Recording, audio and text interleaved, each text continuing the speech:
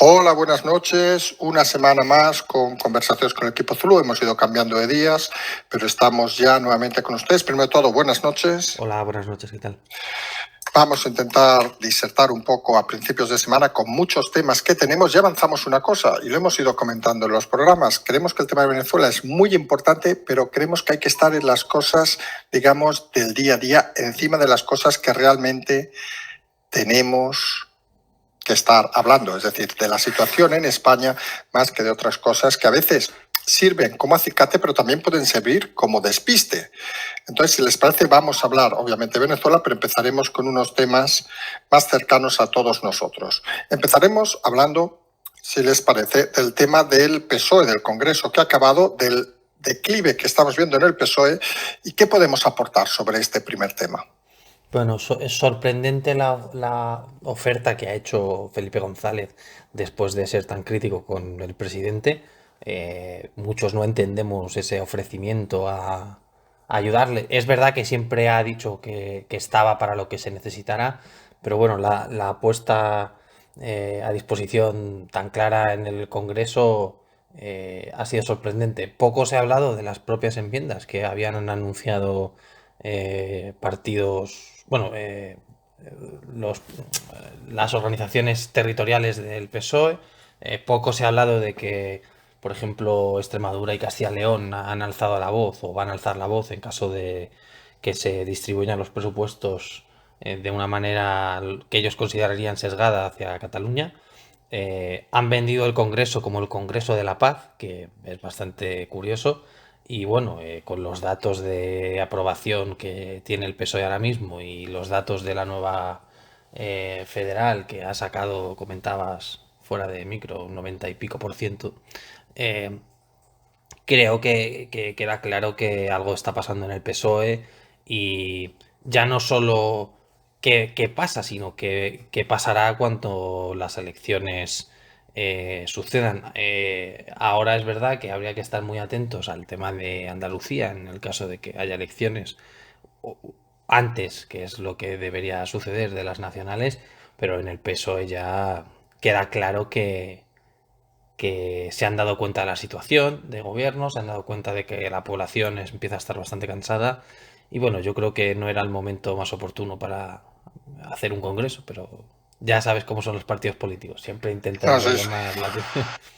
no, no, sí, es la especialidad, pues como comentas, una cosa curiosa, lo de la victoria a lo búlgaro, es decir, 94,94%, que recuerda aquellos momentos previos en Bulgaria, Rumanía, a esas cosas que pasaban en los años 80, y luego detalles que se ven, por ejemplo, desde el tema de los contagios de COVID, que puede parecer una tontería, pero se veían las escenas de las ejecutivas y tal, sin nadie con mascarilla, que luego piden a la gente.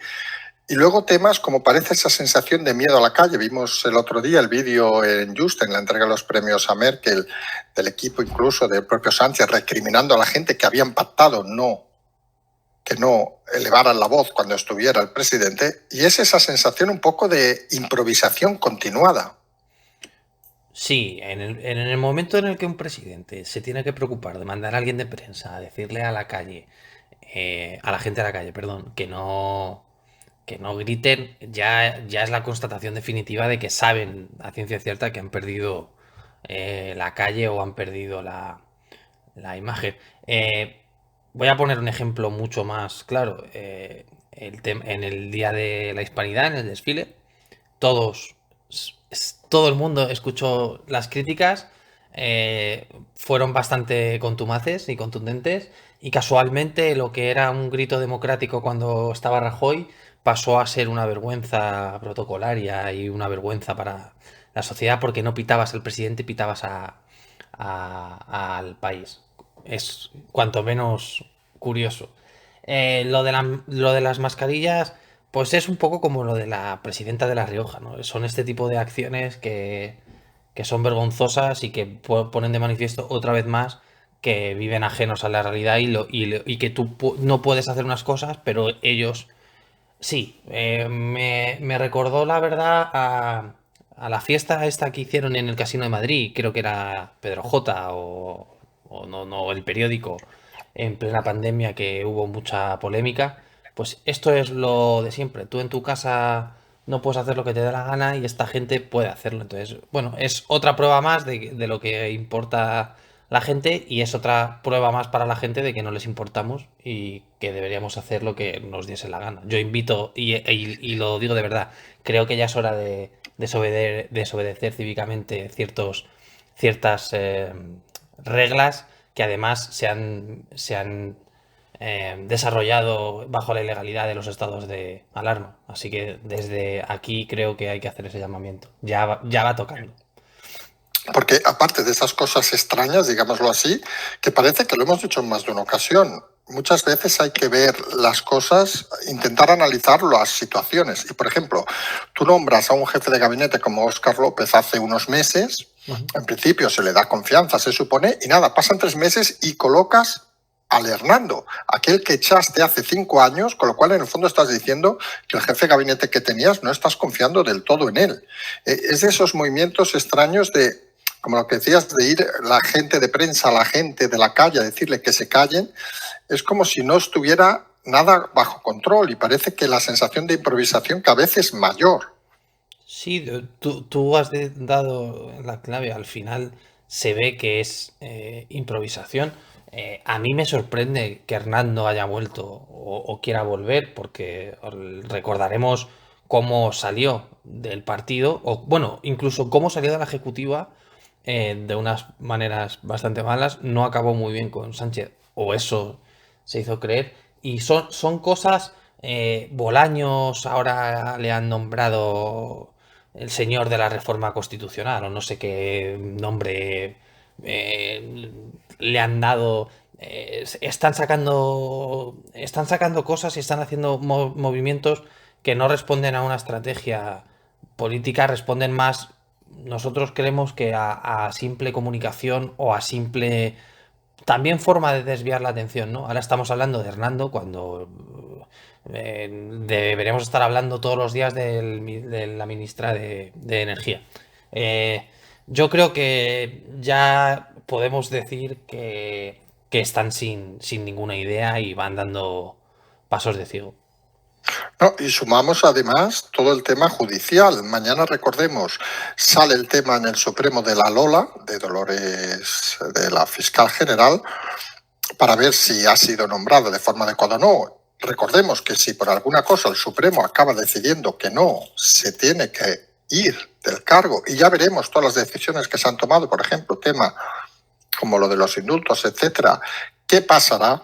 Tenemos, por ejemplo, por el lado contrario, golpes positivos. Tezanos, el tema ha sido archivado por la audiencia hoy. Es decir, que los golpes judiciales también están moviendo mucho el escenario final.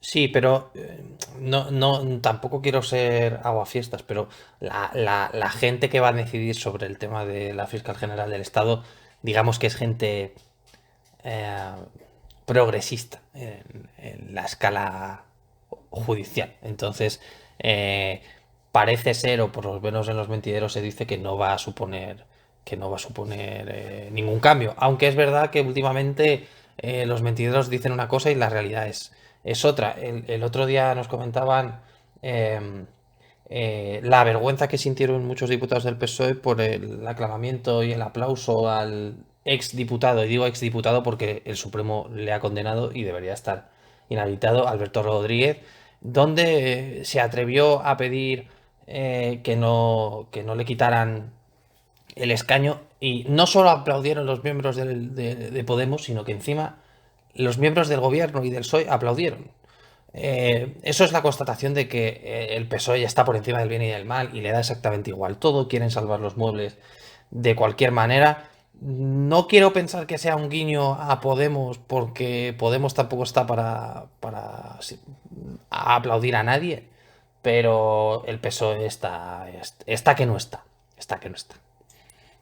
Y luego sumemos hoy esos actos un poco extraños. Por ejemplo, esa petición, entre comillas, casi de perdón de Otegi, que se nos hace curioso porque resulta que se han pasado toda la vida diciendo que ellos no son ETA y luego piden perdón en nombre de ETA. Dices, vamos a ver, si usted no es ETA, ¿por qué pide perdón en nombre de ETA? Todo un poco extraño. Parece un blanqueamiento a petición seguramente del gobierno. Sí, pero suponiendo que sea petición del gobierno, pone en la mesa lo que tú has dicho. Nos llevan vendiendo el gobierno y obviamente el propio partido, pero en este caso me interesa el gobierno, que no son la izquierda a ver chale, es decir, que no tienen nexos reales con la ETA, y de repente, antes de la negociación de los presupuestos, casualmente pide perdón. Dice, yo sinceramente lo digo y sé que hay gente que me escucha que luego me mandará un mensaje y me dirá, no deberías decir esas cosas, pero es exactamente igual. Es un ejercicio de cinismo por parte de Otegi que vuelve a demostrar la cobardía que tiene por enésima vez. Y bueno, es la constatación definitiva de que efectivamente nos han tratado por tontos a todos. Y yo eh, espero y deseo que los partidos de la oposición tomen nota y en el debate del Estado de la Nación acribillen a EH Bildu y al PSOE porque ya se ha dicho por el propio Bildu que, bueno, que tienen proximidad con ETA. Entonces, ahora sí que podemos decir, sin miedo a equivocarnos, que ETA ha sido, bueno, los herederos de ETA a nivel político han permitido que el PSOE siga gobernando y que hayan aprobado los presupuestos, que la gente saque sus conclusiones. Sí, porque al final la sensación es un poco lo que dices, de somos los tontos del barrio, todos los ciudadanos nos referimos, porque luego tenemos a la oposición. El PP parece que ahora acelera en alguna manera lo de intentar sumar cosas, los acuerdos del otro día, se está hablando hoy mismo de si puede haber un acuerdo del Consejo General del Poder Judicial.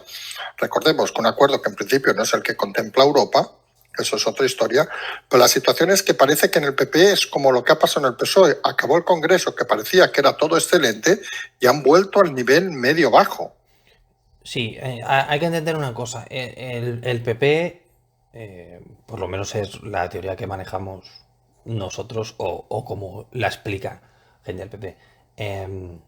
Si tú eres capaz de llegar a un acuerdo con el gobierno, primero lo debilitas porque no tiene en cuenta las ideas de Podemos y segundo, mandas un mensaje a la gente que estás impidiendo, como el Partido Popular, que estás impidiendo el ataque o el asalto a la judicatura por parte del PSOE. Esa es la teoría sobre el papel que maneja en Génova.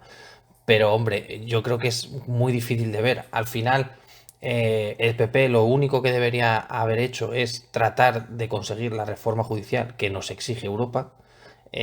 Pero bueno, al final al PP queda claro que le interesa tener algún tipo de influencia en el Consejo General del Poder Judicial o en el Tribunal Constitucional o en el Tribunal de Cuentas, que es lo que hasta ahora parece ser que se ha llegado a un acuerdo, y vuelve a demostrar, bueno, que sigue anclado en los defectos del bipartidismo.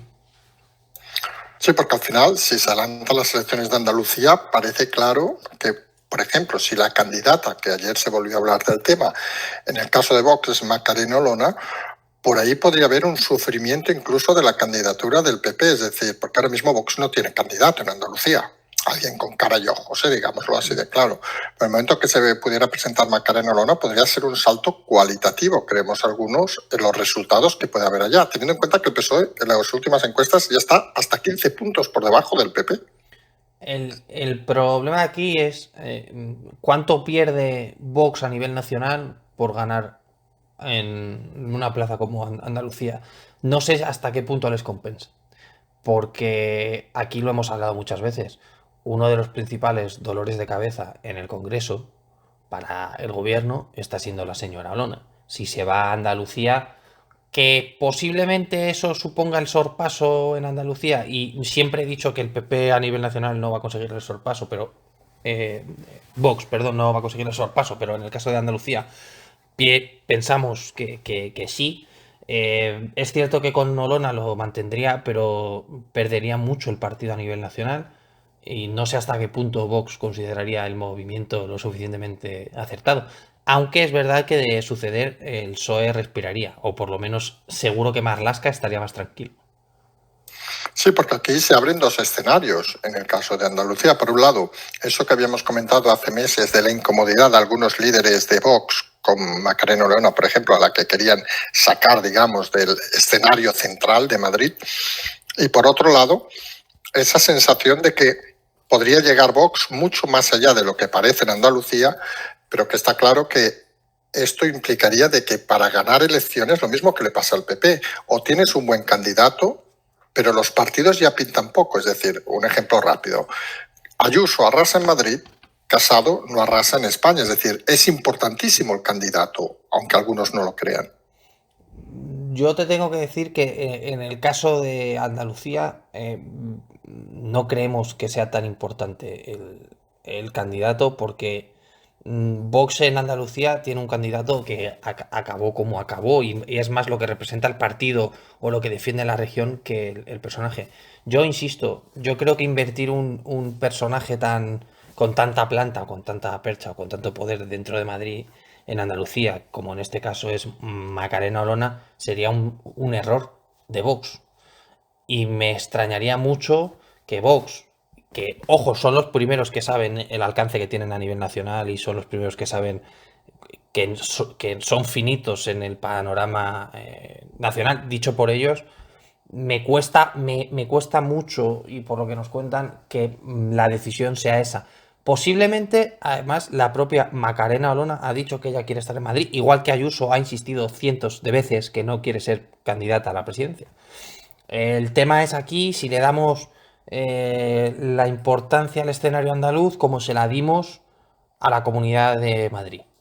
Ahí va a depender si el candidato va a ser uno u otro. Si se entiende las elecciones andaluzas, en caso de suceder como la previa a las elecciones generales, el escenario sería muy distinto a si simplemente se consideran unas elecciones autonómicas normales. Creo que esa es la clave de todo. El peso que le dé, el peso específico que le dé Vox y que le dé el PP y que le dé el PSOE. Sí, porque también tenemos aquí el otro globo que nosotros llevamos meses hablando de Yolanda Díaz, ese frente amplio que parece que quiere aglutinar a cierta parte de izquierda con líderes feministas. Recordemos las cuatro patas que siempre decíamos, Colau, Oltra. Y aquí vienen los cambios que ya llevamos también diciendo semanas. Rodríguez parece que quiere ir por libre en Andalucía, Más País quiere ir por libre en Andalucía y Yolanda Díaz se queda sin pata en Andalucía, con lo cual habría 3 candidaturas de Podemos. Parece que esa división lo que hará es todo menos sumar. Sí, la idea de la ministra de Trabajo a mí me recuerda a ese personalismo de cualquier partido político en los Estados Unidos o en Canadá o incluso en Reino Unido. Ah, Podemos, o lo que era Podemos, que ahora es el bloque más España o más Andalucía, supongo que se llamarán, más Podemos y demás, vuelve a demostrar que hay una fractura interna en el partido. En este caso, lo de divide y vencerás no consideramos que aplique por el propio sistema electoral eh, español. Y bueno, el tema de Andalucía para la izquierda puede ser una escabechina. Esa es la verdad. Y puede ser un golpe tanto para la campaña esta que a mí me gustaría entender o que explicase la ministra qué diablos quiere hacer, porque en cierto modo quiere juntar a gente muy distinta que tampoco va a salir, porque sinceramente si esta señora se junta con Oltra no va a sacar en positivo o con Colau mucho, porque bueno, todos sabemos la imagen que tienen estas dos mujeres en la política para los españoles. Andalucía para la izquierda va a ser un campo de miras. Entonces, insisto, todo depende de la importancia que se le dé para las generales en caso de haberlas. Sí, porque este nuevo grupo, esta acción de Yolanda Díaz, que parece todavía está no en pañales, pero está avanzando lentamente, parece que no acaba de cuajar. Recordemos que la propia Yolanda, que digamos patrocinaba, por llamar de alguna manera, las elecciones gallegas, pasó de 14-0, o sea que no era una candidata muy querida allí donde la conocen. Y además se funde todos los temas judiciales, el que has comentado antes de Alberto Rodríguez y, por ejemplo, los cambios en el Ministerio de Irene Montero, donde da la sensación de que en Podemos son los que son, es decir, todos han de repetir cargo, todos se han de colocar en algún sitio porque no tienen cantera, no tienen nadie detrás. ¿Esa sensación es correcta? Podemos ya no capitaliza al votante en el sentido ni de voto, ni siquiera de que la gente me entienda, las nuevas generaciones de Podemos. Es decir, no hay una cantera que trabaje en los círculos y que se vaya sumando al proyecto, porque el proceso, el proyecto ya se ha visto finito. Es decir, ya se ha visto eh, completado, ya se ha visto que, bueno, que no pueden sacar más de lo que decían, que el asalto a los cielos no era del partido, era de los miembros del partido. Y al final, claro, pues están los que están encima con sus circunstancias, porque estamos hablando de que una de las que han metido en esto ha sido a Isa Serra. O sea, una cosa incluso... creo que la constatación de que Podemos ya está es Ione Belarra el otro día diciendo tonterías en la radio de lo de Alberto Rodríguez. La ministra Montero diciendo estupideces respecto a los juicios de abuso sexual, que ni ha estado nunca en un juicio, se ve, ni ha cogido un libro de derecho, ni nada. Entonces yo creo que ya, incluso en el momento en que un ministro ya echa mierda sobre su país, sobre el sistema judicial, donde no hay ninguna independencia, ya muestra que están, pues un poco, que me permita la expresión. Esto es como cuando ya, para lo que te queda en el convento, pues venga, ya le decimos tonterías y ya está. Podemos está acabado. Más Madrid recogerá algo del votante de Podemos, pero el votante de Podemos se va a desfigurar y volverá o acabará volviendo a votar a Izquierda Unida para tener cinco escaños en el Congreso y volver a recordar pues el romanticismo que tanto les gusta de Izquierda Unida. Pero hay que empezar a sacar a Podemos de la conversación. Sí, sí, eso parece cada vez más claro. Y si empezamos a sumar y empezamos, si te parece, a hablar del tema de Venezuela, que es un tema que sabemos que interesa a mucha gente, pues parece que todo suma. Tenemos dos líneas, vamos a separarlas rápidamente. Por un lado, el tema de SAP, que ya está en Estados Unidos y en principio declarará hoy, salvo novedad, la primera declaración que hará ya veremos si habla o no habla. Algunos pensamos que hablará porque para quedarte con cadena perpetua tampoco tienes mucho más que hacer. Y por otro lado tenemos el pollo aquí, que parece que tiene la necesidad de hablar para, entre comillas, intentar buscar una salida para no llegar a Estados Unidos. Como decíamos esta mañana, si los dos están en Estados Unidos, obviamente al gobierno federal o a la justicia solo con que uno declare ya le interesa, con lo cual el que no declare va a pringar muchos años de cárcel. ¿Qué podemos decir del tema de SAP? Antes de nada, explicar nuestro punto de vista respecto al tema que tú lo has mencionado. Entendemos que es un tema casi de espionaje internacional, ¿no? En el sentido de gente que tiene información, que son muy cercanas al régimen o lo eran, pero creo que no podemos perder la perspectiva de que son temas de hace 15 años que pueden afectar a un expresidente, sí, que tiene una mina, y a Monedero en la fundación de Podemos. Pero entiendo que resulte interesante porque incluso tiene giros cinéfilos, pero creo que tenemos que lanzar el mensaje de vamos a preocuparnos de lo verdaderamente importante. Que estamos hablando de esto cuando el kilovatio está a 200 y pico euros y un litro de 95 a 1,6. Entonces, no tenemos ningún problema en hablarlo, pero creo que hay que hacer el ejercicio de madurez democrática y centrarnos en lo importante. A mí, honestamente, que Hacienda le pueda meter el palo del siglo al señor Zapatero por tener una mina de oro en Venezuela, que se me perdone, me la pela. O sea, me da exactamente igual. Creo que es una cosa que, bueno, que me reiré mucho cuando pase, pero sin más. Dicho esto, me preguntabas por SAP. Sí, correcto. El tema de Alex Saab va para largo, primero porque tiene que... la causa es muy amplia, ya lo explicamos. Segundo, aunque declare hoy en el Tribunal Sur Federal del Distrito Sur de Nueva York, que es el que lleva la causa, que por cierto también es el mismo Tribunal Federal, repito, el Distrito Sur de Nueva York, el que lleva el tema del Pollo Carvajal, son causas tan amplias sobre tantos temas que ya te digo yo que lo primero que no va a decir, ¿sabes? Hay un individuo que fue presidente en España y hizo esto. Hablará del blanqueo de capitales, que es el primer delito que le imputan, ¿no? Y ahí si hay o no hay, pues empezará por lo grande y acabará soltando, suponiendo que quiera hablar.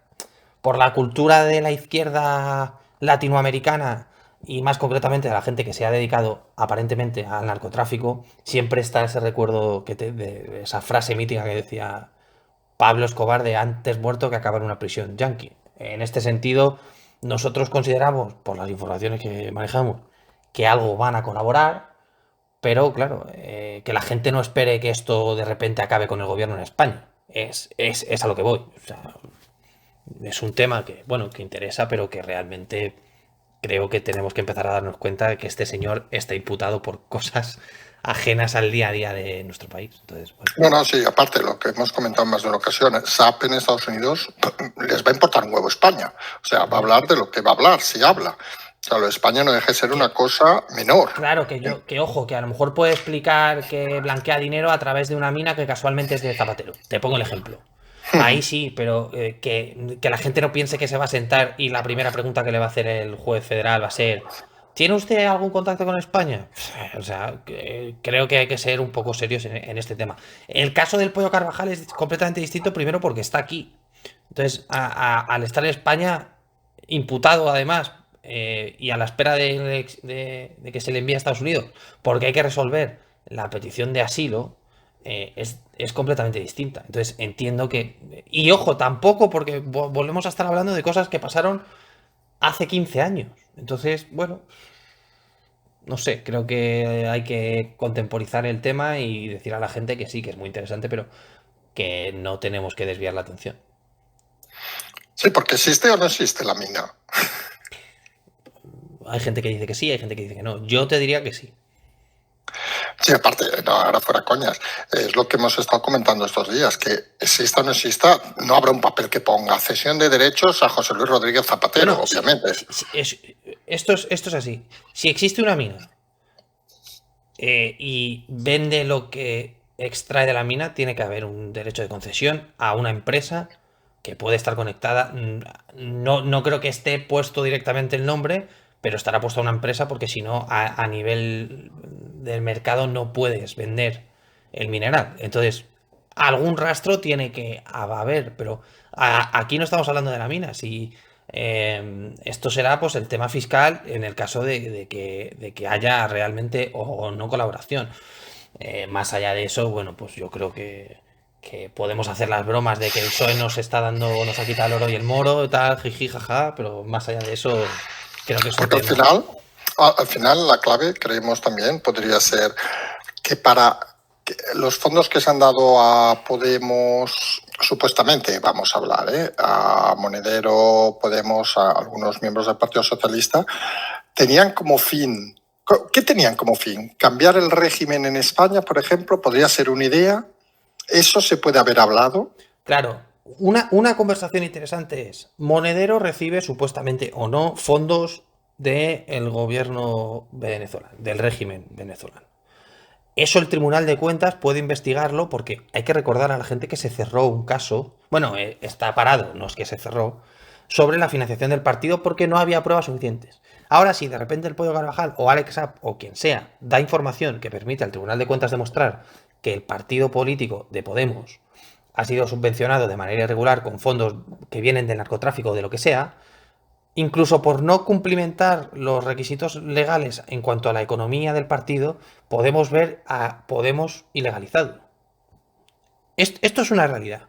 O podemos ver a Monedero, que ya no es político, en un juicio. Que históricamente países y regímenes como el chino, y especialmente el cubano y el venezolano, han derivado parte de su dinero a construir o a plantar o a presentar una presencia de un partido comunista o comunistoide en países amigos o donde ellos consideraban que podía venir bien. Estoy pensando Angola y Cuba. Sí. Que siempre se ha dicho que Podemos respondía casi más a un partido que se dedicaba a la desinformación que a la política. Sí. Que obviamente alguien va a tirar del hilo y se acabará sabiendo que ha habido un interés o un gran interés por parte de las élites bolivarianas de Venezuela en establecer a Podemos para desestabilizar la Europa de los 27. Sí, eso pasa. ¿Que les ha salido como muy mal el plan, como el culo? Sí, les ha salido mal porque al final, ¿qué ha pasado? ¿Tú con qué imagen te vas a quedar? ¿Con qué va a pasar a la historia Pablo Iglesias? Con el famoso chalet. Ya está. Entonces, bueno, pues al final sí, son cosas que se hacen e insisto, si se da información, se podrá tirar del hilo y a lo mejor si se tira del hilo podemos llegar a lo que estábamos hablando de ilegalizar o de alguien juzgado o de Hacienda metiendo un palo tremendo a alguien. Más allá de eso, creo que es ruido, sinceramente. Y supongo la sensación de mucho votante de haber sido engañado. Pero bueno, eso también pasaba en Cataluña con el independentismo, al final no ha pasado nada, que la gente al final se queda tan ancha. Yo creo que el desencanto se debería medir en el largo plazo, no en el corto. Porque siempre hay como esta suerte de campañas de reactivación de la idea, en este caso de la idea de la izquierda, y si en el escenario que viene o en el que estamos vuelven a venir esas ideas del asalto a los cielos, de la izquierda, del estado de bienestar y demás, ahí es cuando la gente se acuerda. En el día a día tú no te acuerdas ahora de quién es Pablo Iglesias, o sea, ni tú ni nadie. En el largo plazo, cuando vuelva a aparecer a lo mejor ante unas elecciones o demás, probablemente ahí es cuando se vea realmente el desapego de la gente. Sí, y al final también esa sensación, suponemos, de vinculación. Al final, la sensación extraña, si se llega a demostrar algo, obviamente, es que todos mamaban de lo mismo. Y aquí sumamos no solo a Pablo Iglesias, Podemos, por llamarle, sino a Zapatero, con lo cual, directo o indirectamente, el Partido Socialista, con lo cual, los dos partidos que están gobernando actualmente en España. Podríamos decir que son, entre comillas, herederos o patrocinados por regímenes no precisamente democráticos, no precisamente europeos.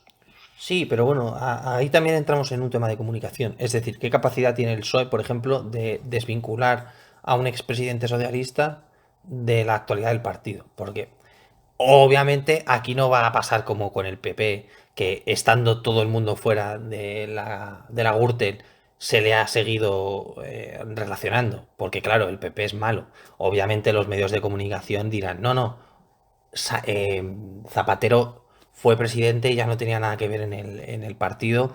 Y igual que si sale algo de Aznar, saldría el PP sigue vinculado a los negocios sucios de Aznar. Eh, es que es lo de siempre, pero yo insisto, hay que medirlo en el largo plazo porque ya hay ciertas cosas que no puedes vender. Entonces, de ahí que diga que esto en el largo plazo, cuidado, porque al final la gente no es tonta. Que hay mucho, pero hombre, al final yo creo que vender ciertas cosas ya no va a funcionar. Y obviamente Sánchez en un momento dado, si tiene que vender, bueno, ya ha vendido a Ábalos o a quien sea, si tiene que vender a Zapatero tampoco le va a costar mucho, suponemos. Nada, él dirá que José Luis es ta y pu, pu, pu, y que el PSOE no tiene nada que ver porque él siempre se ha dignado en una gestión limpia y transparente del Partido Socialista. Cuando viene de querer votar a quién iba a ser el presidente detrás de una cortina para que no se vea. O sea, es que son cosas surrealistas, la verdad. Sí, al final, este periodo de la historia, no sé cómo se denominará este periodo de España, pero surrealismo, faltaría un poco a Dalí aquí, también faltaría a Freud aquí y sería todo divertidísimo. Sí, sí, Bueno, sin duda. aunque bueno, aquí podríamos poner también a Rana Gustavo, vete a saber a quién, porque al menos unas risas echaríamos. Nos vamos, si te parece, al tema de Europa. ¿Cómo ve todo esto Europa? Porque, por ejemplo, nos vimos el otro día hablamos ayer, Sánchez diciendo que va a derogar, apuesta por derogar la reforma laboral, uno de los puntales que Europa exige que no se toque, incluso que se refuerce. Y claro, quien da el dinero al final es Europa. Tenemos el tema de los jueces, que el acuerdo que pretende el PSOE, incluso con el PP, parece que tampoco es lo que quiere Europa. Y Europa se lo mira así como diciendo que. Primero, todo lo que diga el señor Sánchez a fecha, yo lo pondría en cuarentena. Todo, absolutamente, absolutamente todo. Aunque diga está lloviendo, yo miraría al cielo, no vaya a ser que no esté lloviendo. Si reforma la reforma laboral, o tan denostada y que tanto benefició a España a la salida de la crisis, lo tiene muy difícil. Punto número uno, porque Europa va a decir que no. Si Europa te dice que no, hay derecho a veto y te van a quitar dinero que, ojo, están contando en los presupuestos que se están negociando. Obviamente, si tú dices que lo vas a abolir, eso, la prostitución y demás estupideces que estás diciendo, entras a ofrecerte a, pues al mejor postor, ¿no? En este caso, a que Podemos no ponga problemas, a que Esquerra Republicana no ponga problemas, a que el PNV pueda aprovecharse de algo, que Bildu pueda pedir otra cosa. Aquí la Unión Europea es el que manda. Y yo insisto, una cosa es lo que dices, otra cosa es lo que haces y otra cosa es la que te dejan hacer. Aquí se nos olvida que los presupuestos se están haciendo con fondos de la Unión Europea. Se está olvidando de que te pueden quitar los fondos la propia Unión Europea, incluso que te pueden pedir dónde están yendo los presupuestos. A mí me sorprende que la Unión Europea no vaya a decir nada de tener un Ministerio de Igualdad que se gasta un presupuesto de 500 y pico millones de euros. Entonces, a ver, porque claro, aquí habrá un Consejo de Europa en breves y el propio Parlamento puede empezar a dar toques de atención a la Unión Europea. Y ojo, la Unión Europea ya estamos viendo que en las últimas fechas no rehuye la confrontación con ningún país, que se lo digan a los polacos. Entonces, bueno, eh, yo sigo esperando que vengan los hombres de negro y que haya que fiscalizar hasta la compra de un boli y que te tengan que dar el ok. Sería lo mejor que podría pasar. Obviamente, parte de la estrategia es culpar luego de los recortes al PP, como hicieron cuando entró Rajoy en el poder. Sí, porque al final la sensación un poco es algo que nosotros insistimos mucho y vosotros insistís mucho también, que la gente valore un poco lo que tenemos. Es decir, puede haber defectos en este sistema, puede haber muchas cosas, pero estamos en el periodo más tranquilo, seguramente, de la historia de España. Que hay gente que ha chorizado, que hay gente que lo hace mal, no, rematadamente mal, pero no por eso hay que solventarse ni tirarse de un balcón. Y esa realidad a veces es la que creemos que hay que intentar plasmar para que la gente esté lo más tranquilo posible. Sí, que yo entiendo a la persona que nos escucha, que esté nervios, que estén enfadados. Yo soy el primero que se enfada, pero podía ser peor. Podía ser mucho peor. Al final tenemos, yo lo he dicho muchas veces, yo soy muy euroescéptico y reconozco que fuera de la Unión Europea hace mucho frío y que gracias a la Unión Europea no somos un país subdesarrollado o en vías de desarrollo. Esto que se lo digan ahora a los británicos. Entonces, siempre puede ir a peor. Entonces, bueno, Virgencita, déjanos cómo estamos o que cada uno diga lo que considere, pero ya te digo que, ojo, ¿que la clase política es nefasta? Sí. ¿Que tenemos ministros que yo les volvería a mandar no a la universidad, a la escuela? Sí. Eh, pero bueno, al final, muchas de las cosas que se han hecho tampoco son malas porque se han tocado temas irrisorios y han parecido que se hagan algo. Te pongo el ejemplo, la ayuda al alquiler. La ayuda al alquiler es como el salario mínimo vital. ¿Cuánto se van a dar? ¿O bajo qué condiciones? Al final son muy malos, hacen mucho ruido, molestan mucho, pero se van a acabar yendo. Y cuando se vayan, pues el que venga o los que vengan lo harán mejor probablemente porque hacerlo peor es bastante complicado. No, y eso lo hemos dicho muchas veces, y tienen el apoyo de esa prensa, digamos, prostituida, que a estas horas da igual decir esta palabra, que parece que ahora con los nuevos medios parece que empiezan, es curioso porque hay muchas informaciones que solo hablan los nuevos medios, estos que han salido últimamente, el debate.com, vamos a citar algunos, de Objective. Creo que es .es, o epe.es, creo que se llama otro, y parece que todavía van a salir más medios para intentar, digamos, explicar un poco las cosas, aunque sorprendentemente algunos de los editores de estos medios se sorprenden ahora de que su información no tenga recorrido. Y dices, jolín, ¿y qué habéis estado haciendo estos años cuando nadie decía nada? Sí, mira, voy a apuntar una cosa más que se lo recomiendo también a los medios y a los partidos políticos. El que hace país no es el gobierno o el mundo o el país. El que hace país es el ciudadano que se va a seguir deslomando por dar trabajo a la gente, por dar un plato de comida a sus hijos, porque tengan lo mejor. Esos son los que hacen país. Entonces, aunque haya una caterva de inútiles en Moncloa, que siempre los ha habido y siempre los va a haber, el país va a seguir funcionando. Funcionará mejor o peor, pero van a funcionar gracias a la gente, no gracias a que el mundo publique o deje de publicar. Dicho esto, los medios de comunicación que se preparen, porque están condenados a un cambio. Todos sabemos que viven de los grandes medios, estoy hablando en este caso, viven de contenido premium bajo suscripción porque si no, no cubren gastos, viven de anuncios institucionales, viven de la publicidad y están abonados al fracaso porque están abonados a decir una verdad relativa que les fuerzan a decir desde Moncloa o desde Génova o desde Ferraz. Eso lo que lo que van a conseguir los nuevos medios de comunicación, que también creo que hay que ser honestos.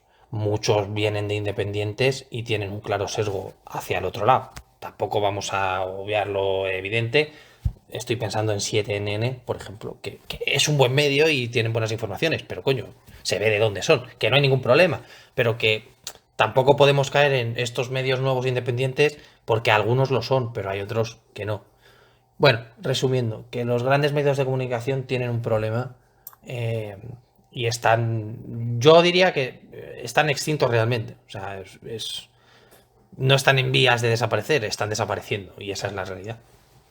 No, es curioso porque al final sí que yo creo que podríamos decir que estamos viviendo un proceso de cambio en España, lo estamos viviendo prácticamente en tiempo real y eso a veces se hace súper complicado porque estás viendo cambios, ya no hablamos solo de la política, sino en la forma de comunicar, en los medios de comunicación. Algo que parecía estable en los últimos 20 y pico años, más o menos, parece que ahora se rompe todo y parece que entramos en un nuevo escenario y algunos creemos que hay muy poca gente capaz de intentar saber qué puede llegar a pasar. Mira, el otro día lo explicaba alguien de una manera brillante aprovecho para volver a mandar un mensaje de apoyo a los palmeros. Lo explicaban con la metáfora del volcán, que se está viendo en directo cómo se están formando las Islas Canarias. Es decir, estamos viendo cómo se forma territorio. Pues en la política estamos viendo, o en el país estamos viendo cómo se forma país. Ha habido una explosión y todo el sistema está empezando a colapsar y se está viendo cómo se modifica, cómo se plantean cuestiones, cómo se empiezan a plantear, incluso nadie había sospechado nunca ni había querido explicar la posible o el posible intento de cambiar la Constitución por parte del PSOE y cómo hacerlo. Y eso ha abierto que los partidos de derechas, al margen de Vox, que ya lo venía planteando, se empiecen a plantear que hay que cambiar la Constitución y que alguien tiene que asumir el coste político de hacerlo. Estamos viendo cómo se cambian los medios de comunicación y cómo nacen nuevos medios de comunicación y cómo el país o el grupo Prisa está ahogado en deuda y antes tenían una capitalización hace 10 años de 7.000 millones de euros y ahora tienen una capitalización de 800. Entonces, tú lo has dicho, estamos viendo cómo se forma un país, estamos viendo cómo se empieza a madurar una democracia, porque la democracia española estaba muy lejos de la madurez, ahora está pues en esa zona de adolescencia tonta, ¿no? Y ahora, bueno, el 15M fue el inicio de la rebeldía adolescente de la democracia española y ahora ya pues está en un punto donde la gente se va a dar cuenta de que hay mucho que cambiar y de que están cambiando cosas. Y que cambien los medios de comunicación o que la gente censure la censura en Twitter o censure la censura en Facebook o censure la censura en cualquier medio, hace mucho daño al medio. Y de aquí a 10 años Twitter ni existirá, posiblemente. Porque la sociedad se lo habrá comido y habrá asumido que hay otras formas de comunicarse. Entonces, yo digo a la gente que hay que disfrutarlo, el proceso. Que hay cosas malas, desde luego, pero creo que vamos en la dirección buena. Y siempre que nos preguntan cuál es el futuro de España, siempre decimos positivo. ¿Por qué? Porque lo consideramos así. Genuinamente se está modificando la sociedad y genuinamente y de manera positiva vamos en una dirección que muchos no quieren que vayamos porque van a perder su posición y eso no gusta. ¿Te parece? Entramos ya en las preguntas. Sí. Recuerden que llevamos 2 semanas que no pudimos hacer el programa, con lo cual hemos eliminado bastantes preguntas, pero bueno, intentamos un poco ceñirnos también a la actualidad para tampoco hacer larguísimo el programa, de tirarnos 4 horas hablando, que sabemos que a muchos les gustaría, pero a nosotros nos dejaría un poco reventados de tanto trabajo. Imagino opinas lo mismo. Sí. Bueno, empecemos con ironía porque hay unas cuantas preguntas. Vamos por la primera. Nos preguntan, ¿ve el equipo Zulu? Y bueno, y yo me preguntan la estabilidad del gobierno. ¿Llegarán a final de año? Yo hago un inciso. Yo con lo de los finales de año ya nos pillamos el año pasado. Yo ya no hago previsiones de final de año porque una cosa es lo que debería ser y otra es lo que es. Paso la pregunta. Ya me los pillo yo por ti. Yo he dicho siempre que el objetivo es acabar la legislatura. ¿Con Podemos o sin Podemos? Acabar la legislatura. Sí, porque además hay una cosa que todo el mundo debe tener claro. El único que puede convocar elecciones es Pedro Sánchez y convocarlas para perder no las va a convocar. Ahí está. Entonces, si la pregunta es ¿el gobierno exactamente cómo está? Ahí te diría depende. Pero que va a llegar que la voluntad del presidente es llegar a fin de la legislatura, absolutamente. Sí, sí, porque aparte de lo que hemos dicho de elecciones, hacer una moción de censura implicaría que se juntara, por citar, Vox y Bildu, por decir algo, porque si no, no se llega, o Esquerra Republicana, con lo cual es totalmente inviable. A ver, claro, incluso te digo, tener a Podemos en el gobierno es un mal menor porque te permite adoptar políticas. Es decir, Podemos es verdad que tiene un efecto de acercamiento para con los socios necesarios para conseguir los 176 escaños. Entonces, es un compañero incómodo con el que, cito, no se iba a poder dormir, pero bueno, pues parece ser que va a interesar. Entonces, lo lógico, y recojo el guante, es que no acabase. Pero le interesa porque si no acaba y convoca elecciones, ¿en qué estado llega el PSOE? Devastado. Entonces, bueno, creo que la pregunta ya se responde sola.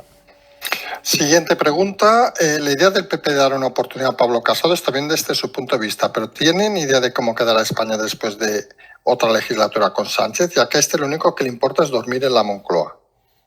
Bueno, el problema es que yo no creo o no creemos que vaya a haber una segunda legislatura de Sánchez.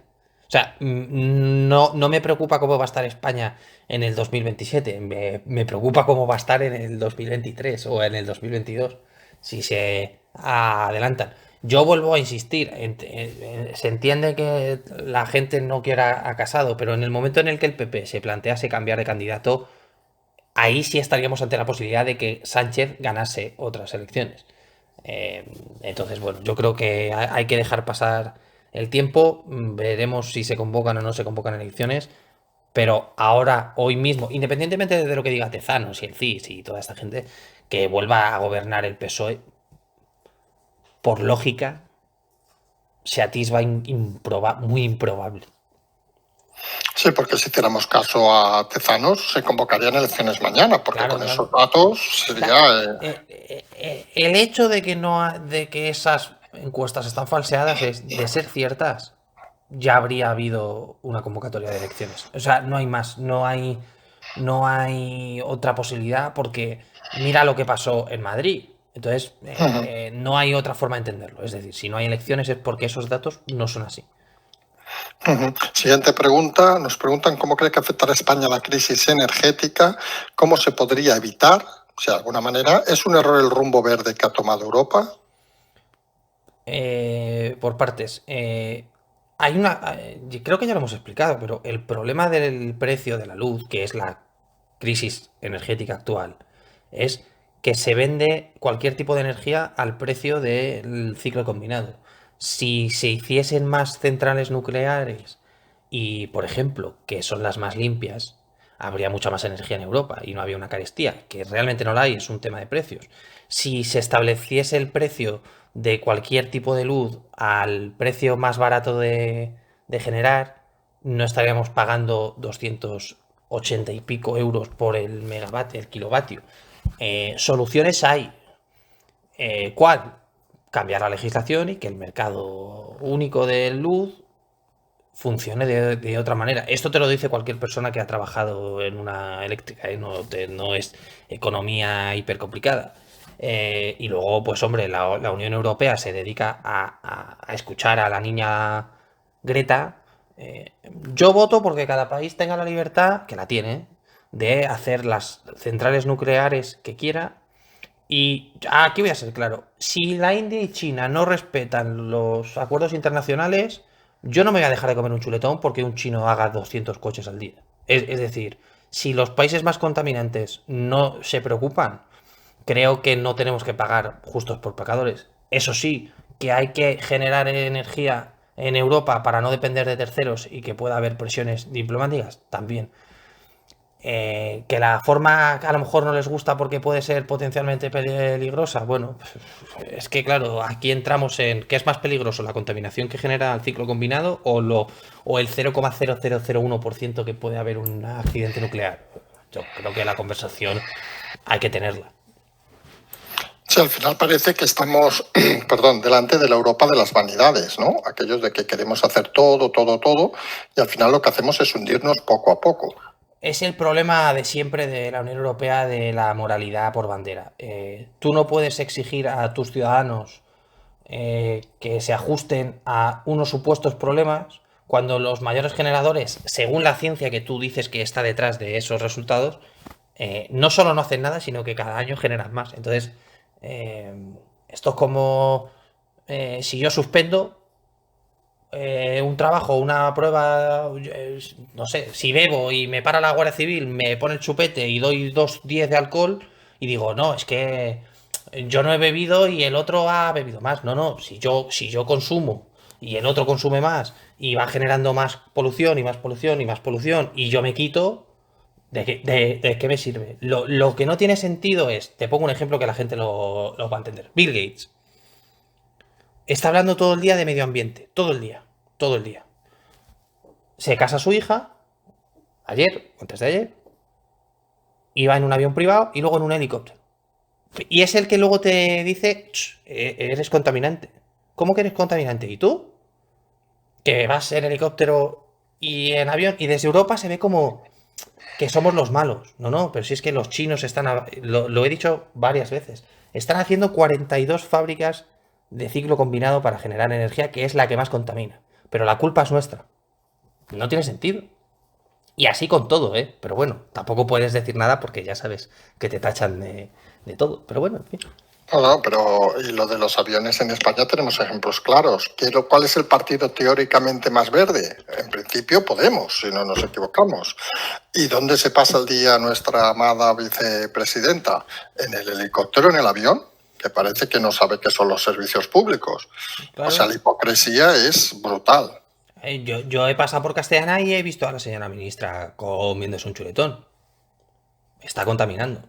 Pero luego el malo soy yo porque no como tofu. Es que o sea, es estúpido, sinceramente. Vamos a otra pregunta. Una de estas que es antigua, pero hemos considerado interesante. La pregunta era, ¿parece que al próximo congreso el PSOE asistiría Felipe González? No, parece no, ha ido. Y la pregunta, nos dice el oyente, se siente decepcionado por el respaldo a Pedro Sánchez, suponemos que es alguien un poco felipista, y nos dice si es falta de sentido común o un intento de que el PSOE siga vivo. Es un intento personalísimo de que el PSOE esté por encima del personaje. Me explico. La única cosa razonable y lo que se oye es, fue Felipe González el que dijo de asistir porque sabe que la figura de Sánchez está desgastando al partido y que la única forma de que el partido no sucumba a esa imagen de Pedro Sánchez es con unidad y que todavía se vea su figura. Es decir, a Sánchez le han podido hacer la 13-14 la jugada, porque ya te digo que el único sentido que tiene es ese. Además, lo he mencionado antes, el propio Felipe González ha utilizado la frase que ha utilizado siempre hacia Pedro Sánchez, que es criticarle, y siempre le ha dicho, yo estoy para que me llame y me coja y que descuelgue el teléfono, que yo se lo voy a coger. Y lo que ha dicho exactamente ha sido eso. Entonces, esa yo creo que es la constatación de que Felipe González no ha ido por Pedro Sánchez, ha ido eh, por el partido, que creo que le honra y es un gesto bastante inteligente, todo hay que decirlo.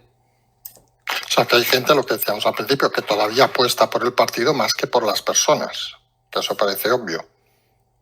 Hombre, es que si eres un socialista que apuestas por Pedro Sánchez, como máximo te quedan 4 años de las ideas. Entonces, entiendo que si una persona está en un partido político, está en un partido político por apoyar al partido, no al personaje. Y creo que el gesto de ir por el partido o por los socialistas y no ir por Pedro Sánchez deja en buen lugar a Felipe González. Es una forma de criticar la gestión del partido de Pedro Sánchez y manda un mensaje de que el PSOE está por encima de cualquier persona, y lo hace además Felipe González, que no es un fulano. Entonces yo creo que le han hecho la cama, sinceramente, a Sánchez. Siguiente pregunta, nos dicen, ¿creen que sería viable implementar el sistema electoral alemán en España? Primero, habría que cambiar la ley electoral, que supone un problema porque no sabemos si alguien tendría el valor de hacerlo. Esta pregunta yo creo que ahora mismo es inviable, absolutamente.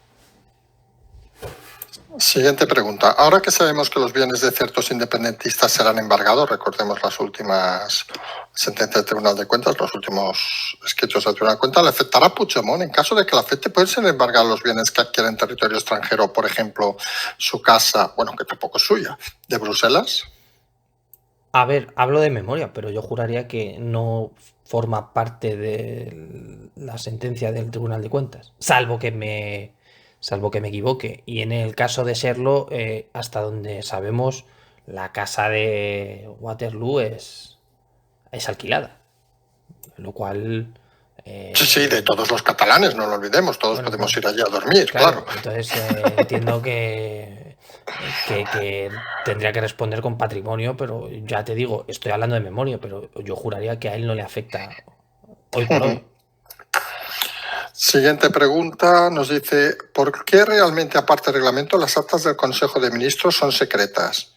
Y nos hace dos preguntas que creo que son interesantes. ¿No lo deberían ser si son pagadas y bien pagadas públicamente? ¿De verdad hay tanto secreto de Estado, la segunda pregunta, para que sean secreto? ¿No debería ser el primer eje, perdón, del control democrático, nos indica el oyente? A ver, ¿cómo puedo...? Voy con lo de si son muy bien pagadas. Yo creo que un presidente de un gobierno no puede ganar 80.000 euros al año. Así que muy bien pagadas no son. Otra cosa es que sea un mentecato el que gana 80.000 euros. Es otro tema. Pero un presidente no puede ganar 80.000 euros. En eso estamos de acuerdo, hemos dicho más de una ocasión, no puede ganar una persona, un directivo medio, no vamos a decir tampoco un directivo, 100 y pico mil euros, y un presidente de gobierno que sí, que tiene la casa, tiene el avión, tiene lo que quieras. Pero creemos que los niveles, porque al final lo que hacen es que ¿quién se mete en política? El mediocre, claro, que no puede ganar ese dinero, mientras que el bueno, que cobra a lo mejor 300.000 euros, un gran directivo hablamos, dice, voy a venderme por 300.000 euros, ay, por 80.000 euros para que me den de hostias cada día, pues dice no. Es que en el momento que un chaval de 30 años, con 6 años o 7 de experiencia en el mundo del derecho, casi gana lo mismo que un presidente del gobierno, con razón no te vas a meter en la política. O sea, es que creo que es algo básico. Voy al final y luego contesto la primera pregunta. Lo de los secretos de Estado es una ley que no todo es secreto de Estado y no hay tantos. Son temas que pues afectan a la seguridad del Estado. Entonces, no todo es secreto de Estado. El primer control de eje el primer eje del control democrático debería ser, y lo hemos dicho muchas veces, que los señores diputados respondiesen directamente a sus electores, que hubiese un control real de los electores, que hubiese una renovación de la mitad o de un tercio del Congreso cada 2 años, que no se pudiese votar, porque todos hemos visto que el portavoz del partido levanta una mano y se vota todo a una. Yo quiero un sistema donde si yo soy de Ávila o de Murcia y le digo a mi constituyente, esto no porque perjudica, aunque el partido diga que hay que votar que sí, vote que no. Eso es el control democrático. Si se supiesen las deliberaciones de un Consejo de Ministros, habría tanto ruido que no nos llevaría a nada, porque pongo un ejemplo. Esto significa que las deliberaciones son secretas. ¿Realmente es necesario que se sepan las deliberaciones de un Consejo de Ministros? ¿Realmente es necesario saber quién ha votado que sí o quién ha votado que no? ¿O lo único que daría realmente es noticias a la prensa que desvirtuarían el tema? Yo no quiero saber quién ha dicho que sí o que no a la, yo qué sé, a la ley de eutanasia. Me preocupa o me deja de preocupar que haya una ley así. Eso es un tema, o de trabajo o de lo que sea. Pero si entramos al detalle de no, es que yo he dicho que sí, él ha dicho que no, creo que estaríamos todo el día hablando de ruptura en el gobierno. Yone Belarra vota que sí. Ruptura. Una gran empresa es distinto, en este caso, porque es verdad que no son secretas, pero obviamente también hay muchos detalles en un Consejo de Ministros que son informaciones reservadas, y yo entiendo que un país tiene que guardarse ciertas cosas porque la gente no está preparada para gestionarlo, y es así. Y seguramente mucha gente dirá, pues esto no, yo no estoy de acuerdo porque hay que tener transparencia. Bueno, yo te digo por experiencia que la transparencia muchas veces no es algo positivo. E insisto, no creo que que España tenga una sociedad lo suficientemente madura como para soportar ciertas conversaciones. Entonces, Una pregunta tonta y no es una pregunta trampa. Bueno, sí que es trampa, pero que se me acaba de ocurrir. ¿Los consejos de ministros se graban? ¿Lo sabes o no? Entiendo que sí, como un juicio o no.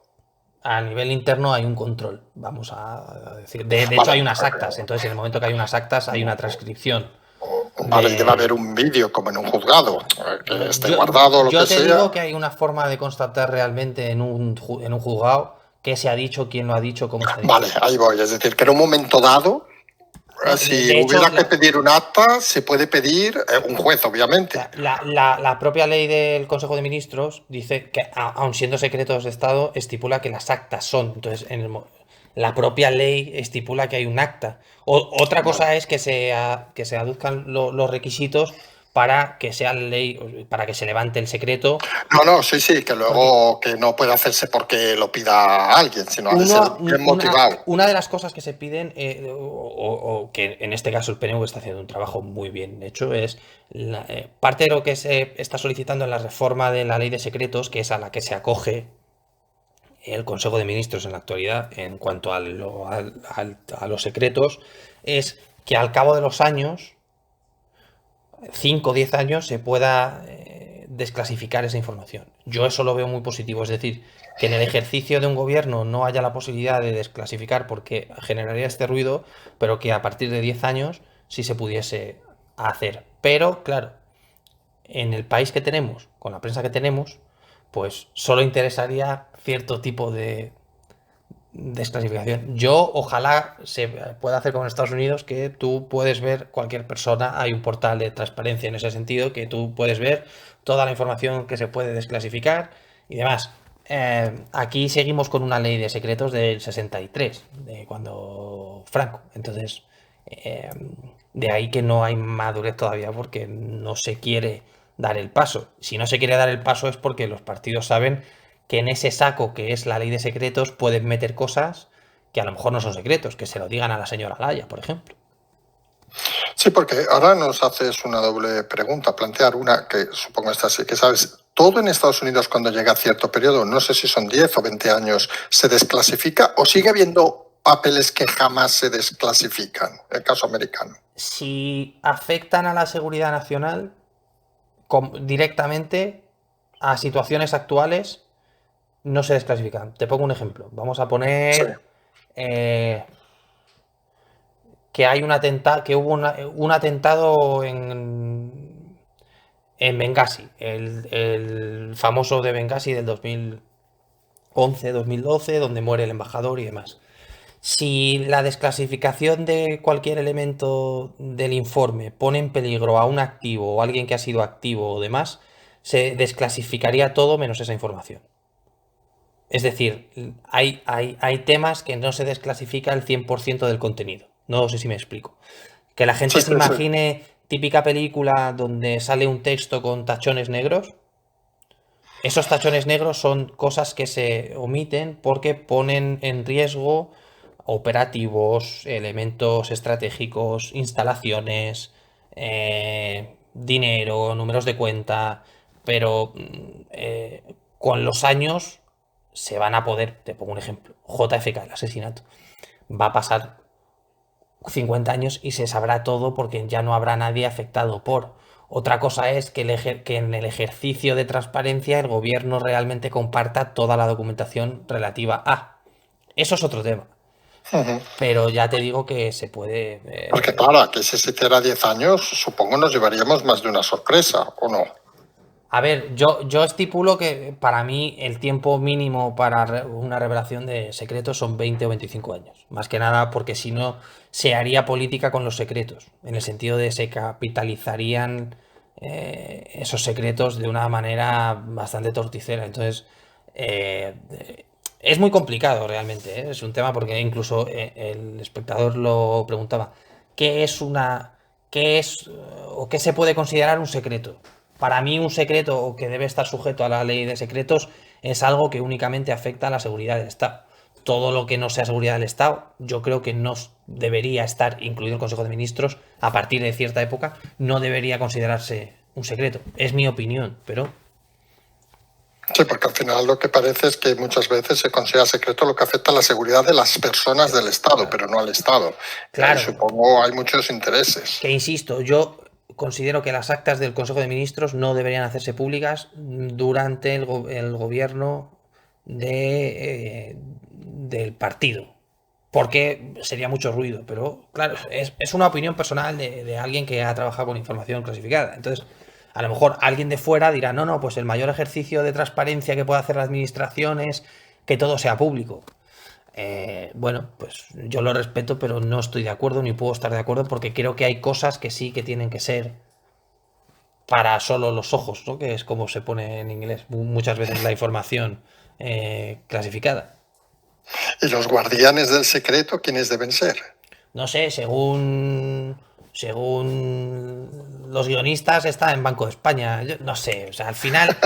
mira, esto es una buena pregunta. Los guardianes de la ley de secretos es la propia administración y el propio sistema.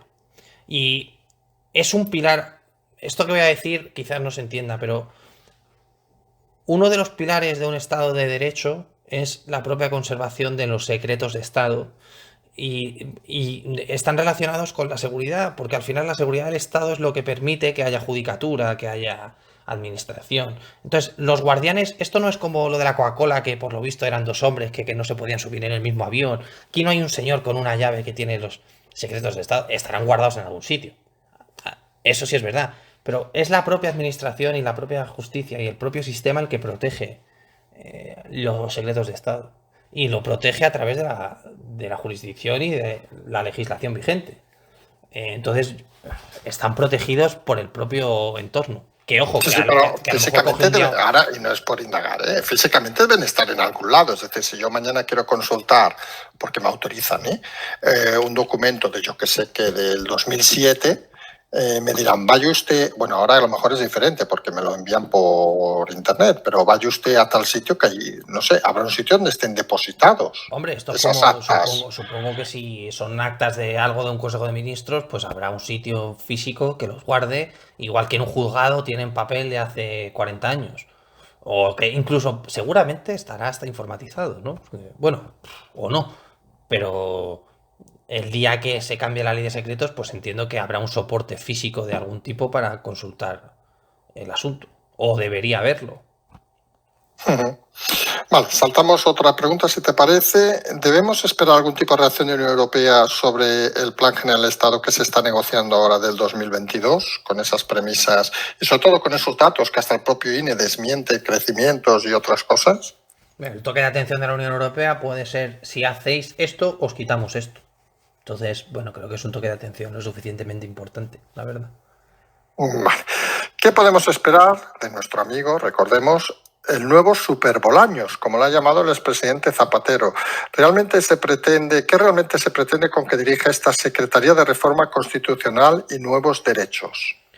Yo creo que es que Super Bolaño suena a Ibáñez, en fin, es un desastre todo.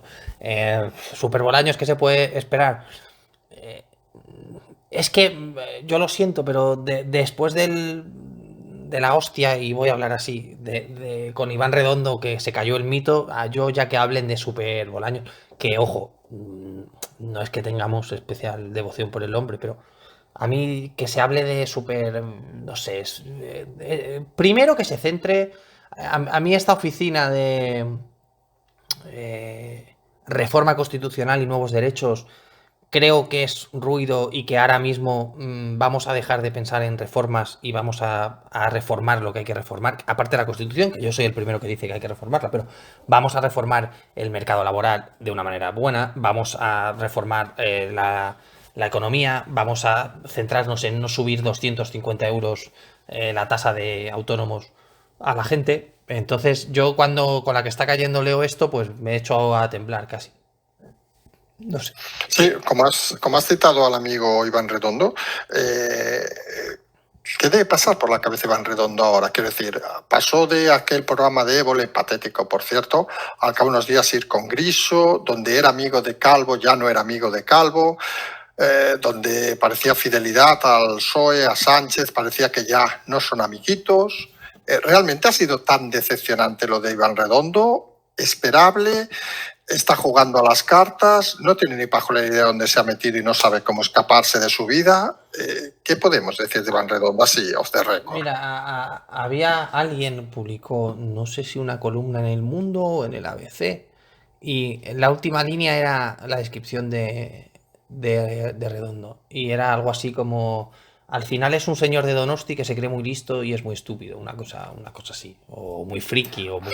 Creo que fue Zarzalejos, me Zarzalejos, parece. bueno, que por cierto hacen una entrevista a Zarzalejos que Sí. recomiendo a la gente que lo Sí, lea. sí, hablan en El Mundo, me parece. Sí. No sé si era El Mundo, que sobre su salida de ABC. Sí, de ABC. Iván Redondo...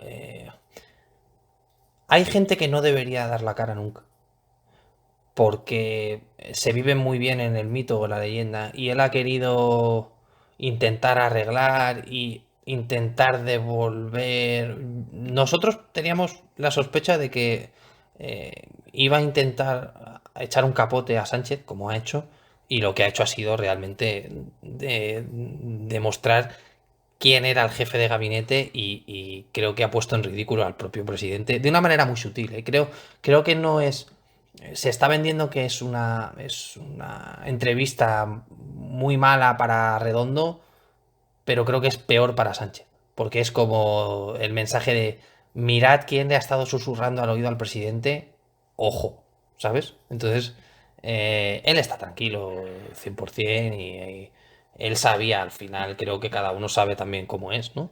Pero bueno, creo que Sánchez ha salido bastante perjudicado. Se ha hablado poco, pero la imagen, vamos, a mí me han llegado comentarios de: ¿y este era la mente lúcida? ¿Este era el listo? Pues imagínate. Sí, claro, es que al final la sensación, y has hecho una frase que nos parece correcta, que a veces hay gente que mejor que no salga de la cloaca, hablando en positivo, ¿eh?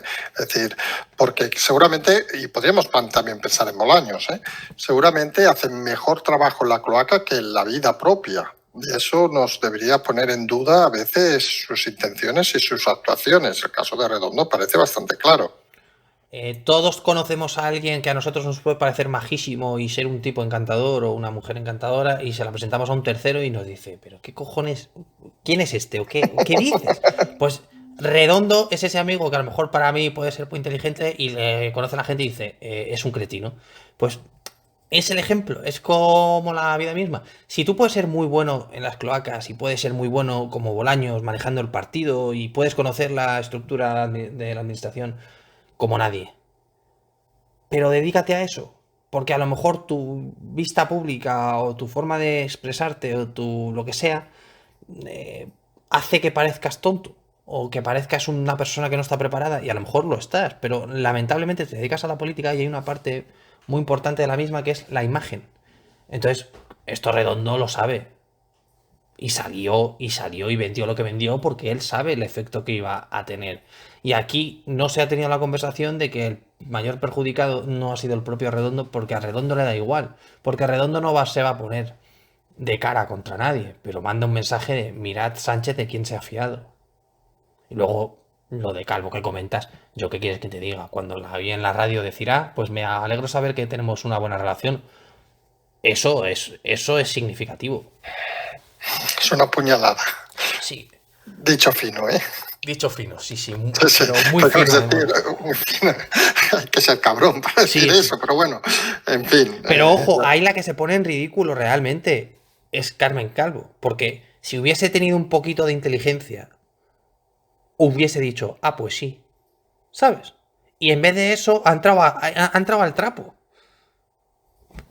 Pero eso al final es la inconsciencia que se ve en muchos casos. No sé si te has dado cuenta, creo que ha sido hoy, que puso un tuit, y vamos ahora con la siguiente pregunta, el alcalde de Madrid, Almeida, diciendo: estamos superando en muchas cosas a Barcelona o algo así, y le contestó Jaume Colboni, que es el número 2 de Colau, del Partido Socialista, el Día Socialista, y dijo algo así como: hombre, primero tener unos Juegos Olímpicos. O sea, una respuesta que dices...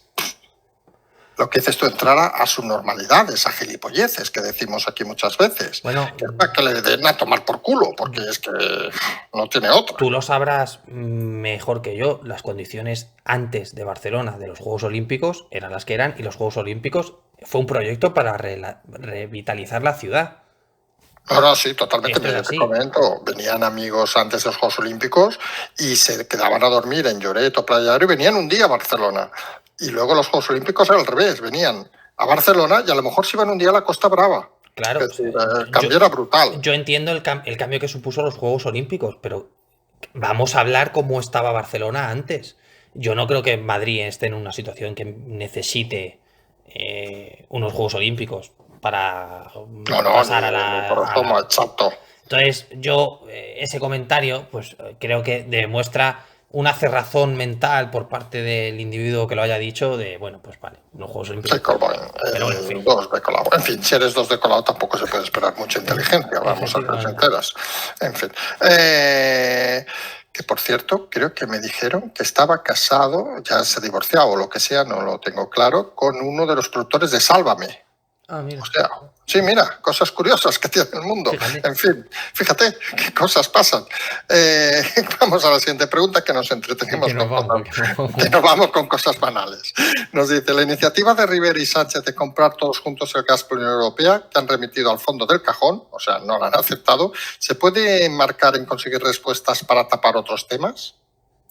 Yo creo que se enmarca en conseguir respuestas para algo que se les ha planteado un problema a todo el mundo y nadie se lo esperaba. O sea, el tema de la energía es la conversación que se tiene en los despachos es ¿qué demonios ha pasado para estar así? Entonces, bueno, esto es pues como un brindis al sol, de por pedir que no quede. No, ya está claro que si viene un invierno duro, va a ser un invierno durísimo. Yo puedo decirte que se está repartiendo en varios ejércitos de la Unión Europea un memorando de qué hacer o cómo actuar si en invierno no hay suficiente calefacción y todo ese tipo de cosas. O sea que, cuidado. Estoy hablando de países del este, o sea que no es Francia, es Austria y todo este tipo de países. Sí. Bueno, recordemos que aquí solo nieva en Madrid una vez al año. Y es casual, que nevó con Ayuso. Qué mala que es. Siguiente nos pregunta, ¿está el PP tan perdido como parece? ¿Ayuso va a seguir esperando a ser aclamada? Ayuso ha dicho que no quiere ser presidenta y yo sinceramente yo no veo al PP tan perdido. No, ojo, es una opinión personal, pero en este caso no sé a qué puede responder o en qué puede estar perdido en cuanto a... Entiendo que puede no estar haciendo oposición, pero perdido no entiendo la perspectiva. No sé, a lo mejor tú ahora me dices, pues yo considero que el PP está... Pero... No, lo que supongo, lo que hemos comentado en alguna ocasión, que el PP puede ganar y seguramente en el hipotético caso de que mañana Sánchez le dé de caerse a Tezanos y hacer elecciones, ganaría las elecciones, pero ganaría seguramente no por su fuerza, sino por la incapacidad de Sánchez. Yo creo que mucha gente se queja de eso, que no ganará por su mérito, sino por el demérito del rival. O sea, creo que puede estar perdido en la forma de hacer oposición. Es decir, si la pregunta es, ¿crees que la oposición que está haciendo el PP es efectiva? No. Pero perdido como partido. En el momento en el que se empezase a debatir si Casado sí o Casado no, habría un problema y el partido sí estaría perdido.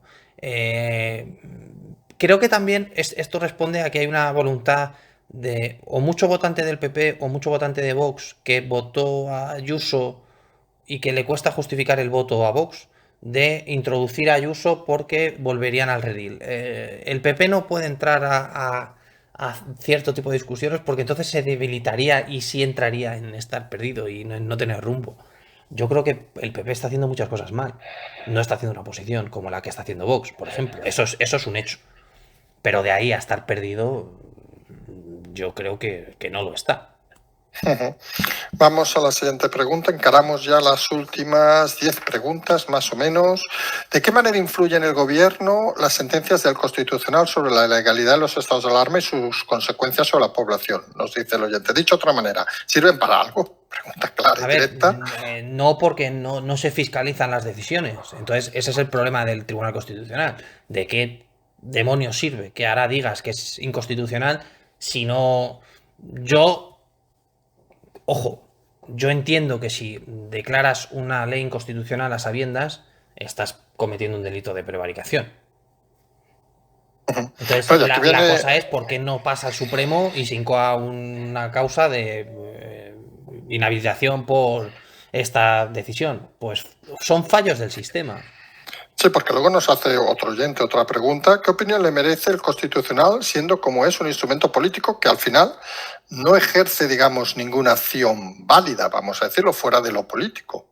¿Quieres la respuesta sincera o la políticamente? A estas horas tira la sincera, que total, ¿qué debe haber ahora escuchándonos? ¿5 Bien. personas, 10? El Tribunal Constitucional, bueno, los señores del Tribunal Constitucional, fuera. Y el Tribunal Constitucional, fuera. Yo lo que haría es, si el Consejo General del Poder Judicial fuera independiente, al 100%, pondría una suerte de Tribunal Supremo con una sala de 12 magistrados, como en Estados Unidos, que hiciera la función de Tribunal Supremo y Tribunal Constitucional. Y que tuviese la función que tiene el Supremo Real de sentar jurisprudencia y todo lo demás. Es decir, fiscalizaría realmente las acciones del gobierno con un tribunal independiente dentro de un sistema judicial independiente. Y no permitiría que los partidos metiesen la mano. Sí permitiría que el presidente del momento pudiese meter un cargo y los cargos, los 12 magistrados, deberían ser vitalicios. Ojo con esto. O sea, sé que me estoy lanzando a la piscina. Pero Sí, porque esto es lo de, perdón, esto es lo de las películas americanas sí, que a veces sale. Este es miembros del sí, Supremo, sí, que son esos 12 elegidos sí. hasta que, y que cuando uno se muere hay que elegir otro. Sí, de hecho pasó, se murió Greensberg hace, que era la señora esta con cara de mala hostia, Sí, con sí, un sí, moño blanco y correcto. demás, se murió. Resulta que Trump seleccionó al sustituto antes de pasar el gobierno. El Partido Demócrata dijo que eso era ilegal, el propio Supremo dijo que no, y es curioso porque ahora Biden es demócrata y va de Black Lives Matter y todo esto, y lo recomiendo a la gente que lo busque, no pongo el nombre, lo pasamos luego por comentarios si te parece, es, eh, Vale. es la sesión de control para saber si era apto o no para presentarse. Entonces, es un juez afroamericano y ves el interrogatorio, y que lo es básicamente, de Biden a este señor y bueno, o sea, es un absoluto ataque racial y racista por parte del que es ahora presidente. Entonces, por no desviarnos, luego damos la información, pero el constitucional de base falla porque no se respetan los propios plazos del propio constitucional. En el momento en que tú estipulas unos plazos de 10 días y tardas un año y 3 meses en valorar una cosa que toca algo, los derechos fundamentales, ¿de qué coño me sirves? ¿De qué ha servido que ahora me diga el Constitucional que el primer estado de alarma no fue legal? Pues nada, bueno, para quitar las multas y poco Sí, para más. quitar las multas, pero es que se están... Ojo, aquí hay gente que dice, ah, bueno, ya da igual. No, no, no. Te han pisoteado tus derechos constitucionales de libre deambulación, de todo. No da igual. No da igual. Te han pegado una patada a la puerta, te la han tirado y han entrado en tu casa porque les ha dado la gana. No da igual. Entonces, un tribunal constitucional que tiene unas reglas y en vez de 10 días tarda un año y medio, a mí no me vale de nada. Y me da igual que lo ponga en la Constitución. Si la Constitución, lo hemos dicho aquí, hay que cambiar un montón de cosas. Y el Tribunal Constitucional tiene que ir fuera. Que los jueces, los magistrados del Constitucional, los eligen los partidos políticos. Y tú lo sabes, con el Estatuto de Cataluña ha sido tan problemático porque estuvieron, ¿cuántos años estuvieron hasta que dijeron que se podía o no se podía? ¿4, 5, 7? Sí, sí, sí, unos cuantos. ¿De qué coño sirve? Si lo único que tenéis que hacer es eso, porque si me dices que el Tribunal Constitucional es un tribunal de instrucción de primera instancia, pues te digo, buah, estarán de trabajo hasta arriba. Es el Constitucional. O sea, de verdad, o sea, vamos a hacernos a la idea de que el Constitucional sobra y es un cementerio de elefantes. Ya está. Sí, por cierto, quieren poner a... Ah, no, en el Consejo General Judicial quieren poner al al ministro de Justicia, al exministro, al novio de Batet, No, a sí. Campo. Luego hablamos de las puertas giratorias y demás. Es lamentable. Es como lo del Consejo de Estado. Venga, hombre, no, es que es un órgano consultivo, porque tienen un sueldo de 90.000 euros, escolta y demás. No, no, ni consultivo ni nada, si luego no hacen nada. Hay que empezar a plantearse que ciertas instituciones sobran. Yo insisto, Tribunal Supremo, máximo supervisor de la legislación española, 12 cargos elegidos entre los propios miembros del Consejo General del Poder Judicial de forma vitalicia. Y a jugar y ya está. Sí, hay que ser valientes. Vamos a la siguiente pregunta. ¿Qué opinas sobre la renovación del Constitucional, Tribunal de Cuentas y Defensor del Pueblo por parte de Sánchez y Casado, siendo esta atribución única del Congreso de Diputados, donde se debería proponer y aprobar los integrantes de dicho órgano del Estado? Ya lo he dicho antes, creo que es primero que es un ataque a la judicatura y una politización. Esto no son no es la separación de poderes. Dicho lo cual, que creo que está claro, vuelvo a insistir, creo que es una jugada del PP para meter baza y hacer daño al gobierno. Vale, nos vamos ahora a temas de Europa. Si te parece, nos pasamos a alguna pregunta más de estas judiciales. ¿Es cierto que en las próximas elecciones al Parlamento Europeo se va a exigir una barrera electoral para entrar en el Parlamento Europeo? Sí, y lo explico muy rápido. Desde el 2018, cualquier circunscripción, en este caso son países, con más de 35 escaños en el Parlamento, tenían que tener un mínimo de votos. Los únicos países que no tenían límite eran Alemania y España. El límite para la aplicación era el 24, así que las próximas elecciones pues ya hay que sacar un mínimo. Es entre un 2 y un 5%. Es más o menos, para que la gente lo entienda, como para pertenecer al grupo mixto o tener grupo propio en el Congreso, que hay que sacar un 5%, pues estaríamos hablando de lo mismo. Pero bueno, en el caso de España, esto afectaría a países muy pequeños divididos. Con la cantidad de escaños que tiene España, que son 70 y pico, 72 creo recordar de memoria, no tiene pinta de que ningún partido con representación suficiente se quede fuera. Siguiente. Se dice que el dique de contención de España a la deriva populista, tanto desde el punto de vista político-económico, es la Unión Europea. ¿Es verdad? O sea, que si no estamos en Europa esto sería un caos, en pocas palabras. Te pongo un ejemplo que es lo mejor. Grecia 2008. Entró la izquierda, dijo que iba a hacer una cosa, llegó Europa y dijo, ¿cómo? ¿Qué vais a hacer? No, no, esto va a ser así, esto va a ser así, esto va a ser así. Que, ojo, que yo personalmente creo que es un ataque a la soberanía del país, pero es verdad que si tú te metes en un mercado común con unas reglas comunes y el dinero te lo da la Unión Europea, que esto es la clave, tú tienes que responder al que te da dinero. Sí, totalmente de acuerdo.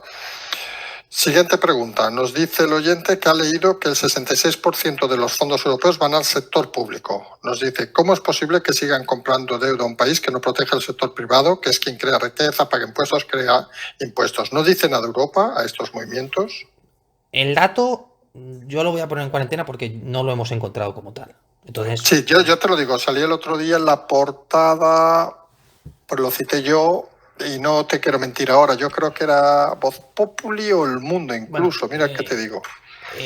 Pues mira, una de las razones por las que se sigue comprando deuda y estamos bien clasificados es por pertenecer a la Unión Europea, casualmente. Entonces creo que se responde sola la pregunta. Estas son un poco las cosas curiosas, ¿no?, del sistema. Estamos mal.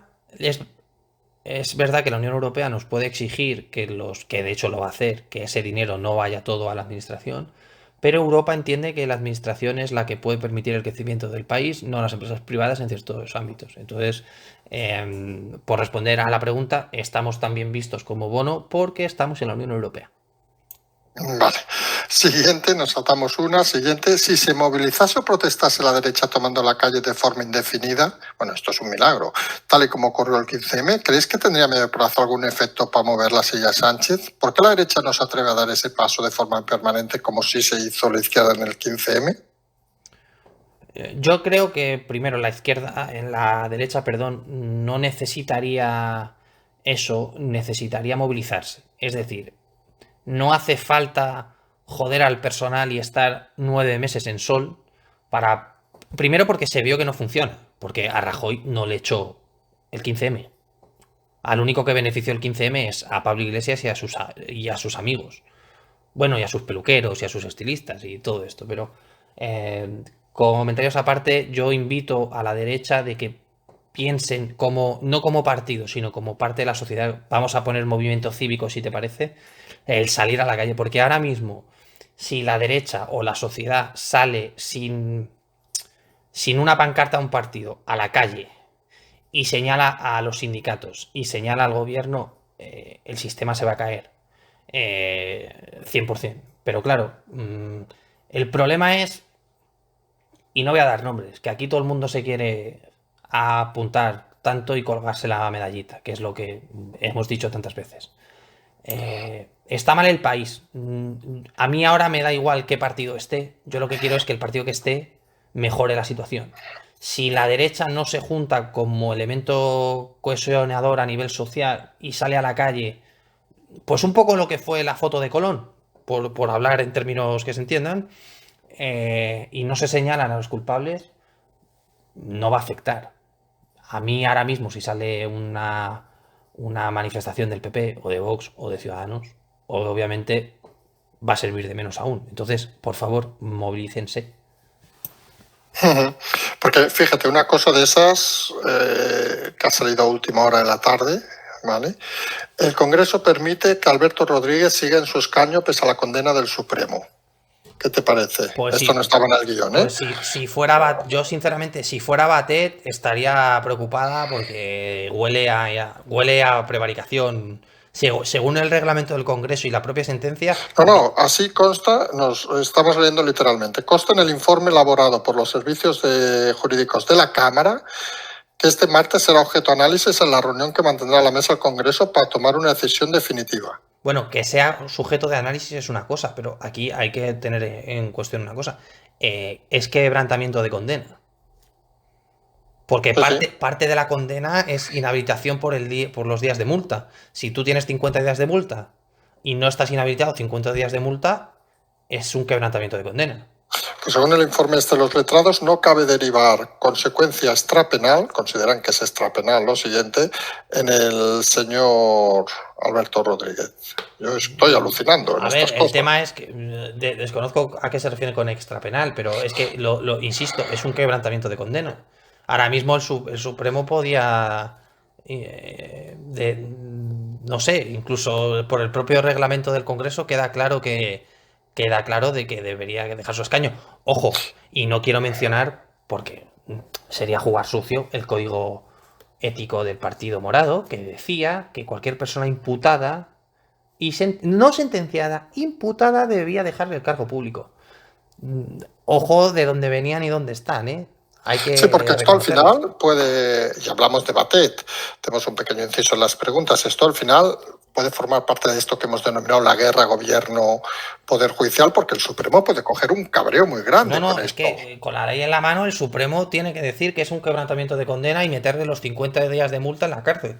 Con el Código Penal en la mano, que no, y con la ley de enjuiciamiento, o sea que no estamos hablando de... Y luego Batet, yo entiendo que si permite eso, puede derivar en un delito de... Sí, que se lo pregunten a los presidentes del Parlamento de Cataluña, por ejemplo. Efectivamente, que han tenido ese problema. No sé, la verdad que me dejas... ahora mismo tiene que haber alguien en el Supremo con un cabreo de 3 pares de cojones. Sí. Vamos a ver cómo se desarrolla este tema. Seguimos con las preguntas. Nos dice, el equipo Zulugo, nosotros, ¿saben de alguna noticia oculta y que en el caso de que sea la luz podría hacer saltar por los aires este gobierno? Supongo que si la sabemos no la podemos decir, porque si es oculta, pero ¿sabemos algo? Hombre, frentes abiertos hay, pero una noticia oculta es como... Hombre, si lo supiésemos y pudiésemos decirlo, se diría, ¿no? Luego pueden pasar cosas que no se pueden decir por temas legales, o claro, que ese es otro tema. Pero no. Yo te digo que vienen días, meses complicados, interesantes. Nosotros tipos interesantes. Y alguno igual se lleva una sorpresa y le quitan la escolta y estas cosas. Pero bueno. En fin, cosas que pasan, ¿no? La vida. La vida. Sí, la vida que es muy dura. Seguimos con preguntas. Nos centramos ya en las últimas 4 preguntas. Volvemos un poco al tema de Venezuela. Pregunta rápida que hemos respondido. ¿Hay preocupación real en miembros del PSOE y Podemos por lo de SAP y lo del pollo? De Podemos a nivel de organización y judicial, sí, porque hay causas abiertas, ojo. Pero creen que no va a afectar por un tema de tiempo, que es que, claro, esto es el asunto, que esto no es de la noche a la mañana. Pero que, ojo, que yo te digo y te lo aseguro, que hay alguien en el Tribunal de Cuentas que está a verlas venir, pero vamos, te lo puedo confirmar, pero... Encantados están los del Tribunal de no, Cuentas que no los conocía ni Dios hace un año. yo te digo que hay algunos en el Tribunal de Cuentas que está, vamos, a las que caen, pero ya te digo que no, preocupación como tal, no. Siguiente pregunta, un poco sobre el pollo, un poco la parte, digamos, más retorcida, digamos. Nos dice algo así como si puede ser que la detención por la policía y la DEA tenga algún fin contra el gobierno, en el sentido, suponemos, se refiere el oyente, de que al gobierno lo que menos le interesaba ahora es que hubiera aparecido el pollo. Al gobierno nos referimos gobierno, PSOE y Podemos. Ya, bueno, pero eso es la constatación de que funciona. La justicia funciona. Correcto. Esa precisamente, que ojo, hay gente que dice, no, es que al pollo se le ha protegido. No, no, es que el pollo, la primera vez que tocó España, y esto se tiene que saber, que además creo que lo ha publicado él en la web, él tenía una orden de búsqueda y captura por el distrito, por el Tribunal del Distrito Sur de Nueva York, que había prescrito, porque son órdenes de búsqueda y captura que duran 8 años. Y cuando llegó a España la primera vez, se le protege porque es un activo y no se le puede extraditar porque no hay orden de expulsión. Entonces no se le protege y ahora se le saca y se le vuelve a detener, como se está diciendo ciertos medios, para perjudicar al gobierno. Esto es que la justicia funciona, le han localizado, le han detenido, le han puesto a disposición judicial y ya el juez dirimirá si se tiene que ir, si no se tiene que ir, si se cumple la ley o no se cumple. Sí, porque aquí surge siempre la pregunta que hemos explicado en más de una ocasión y volvemos a entrar en un tema, falta solo una pregunta más, pero entramos con este tema rápido, sobre los servicios de información, es decir, ¿protegían de quién dependen? ¿Dependen de la justicia? ¿Técnicamente el CNI depende de los jueces o no? ¿O del gobierno o no? No, no sé si la pregunta es muy directa, ¿eh? Es independiente. ¿Es dónde vamos? Es decir, ¿realmente los servicios de información dependen de su función o no? Están adscritos a un ministerio, en este caso volvieron a Defensa, porque pertenecían con Soraya Sáez de Santa María, estaban en el Ministerio de Presidencia, pero ya lo explicamos en el especial que hicimos, el centro o cualquier servicio de inteligencia estipula las necesidades de inteligencia que tiene el país y trabaja en esa línea. Y informan ellos al gobierno, pero el gobierno no pide nada. El MI6 o la CIA o todas estas, o el Mossad, responden a lo que ellos llaman necesidades superiores o bienes superiores, que es básicamente lo que ellos consideran que es importante para el mantenimiento de la seguridad o la defensa del país. Pero el presidente no les llama y dice, oye, quiero que investiguéis a esta persona. Son independientes. Otra cosa es que haya un control judicial, que es que necesitan de la firma de un juez para ponerte un micro en el teléfono. Eso es otra cosa. Pero no responden a que les llamen, mi momento. No, un juez les diga, hay que detener al pollo porque lo hemos encontrado. Ellos no detienen a nadie técnicamente. Pero ellos, por ejemplo, pueden considerar en un momento dado que era importante proteger a una persona, por decir a alguien, y no tienen por qué dar explicaciones a nadie, entendemos. Claro, si tú entiendes que el pollo, en este caso, a nivel de inteligencia para España, puede beneficiarle saber informaciones, le puede dar protección basado en la ley de secretos oficiales porque sea una causa que el centro en este caso estipule que lo es así. Otra cosa es que haya una orden de busca y captura contra el pollo y tú le recojas y le digas, venga, que te pongo casa. Que se le puso casa porque no había una orden de detención. En el momento él desaparece, se monitoriza de ciertas formas y en el momento de que vuelve a haber una orden de busca y captura se le localiza definitivamente y se le detiene. Pero claro que es como... Esto es un ejemplo que yo conozco personalmente. Había hace unos años una persona que vendía licor en un país de África, ¿vale? Y vendía alcohol y uno de los principales clientes de la empresa era el presidente del país.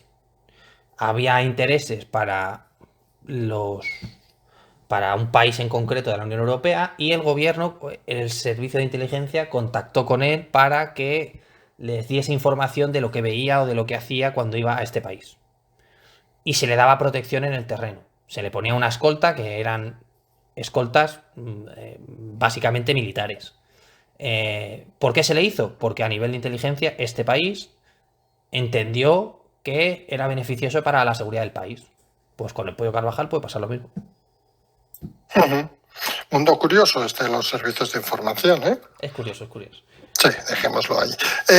Última pregunta.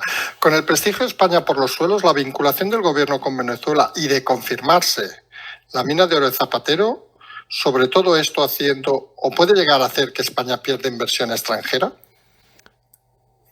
Nos ha preocupado la vinculación que se está haciendo por parte de la gente que nos ha preguntado de esto hace daño a la marca España. Si son individuos personales. Es decir, no hay. Lo de Dalci a lo mejor puede hacer que Estados Unidos te pegue un tirón de orejas y te diga, o que la Unión Europea te diga, oye, esta persona tenía un embargo y no podía pisar suelo europeo.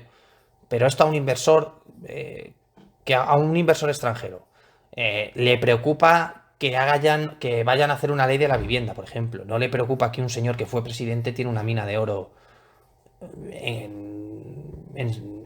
a 20 kilómetros de Caracas, ¿sabes? Entonces, los inversores extranjeros miran otras cosas. Miran el paro, mira la legislación que hay, mira la fiscalidad del país, no mira qué ha hecho Pepito Pérez de un país, porque entonces por esa regla de tres, en Estados Unidos no invertiría nadie, en Reino Unido nadie metería $1, en Francia menos, en Italia muchísimo menos, entonces no tiene nada que ver.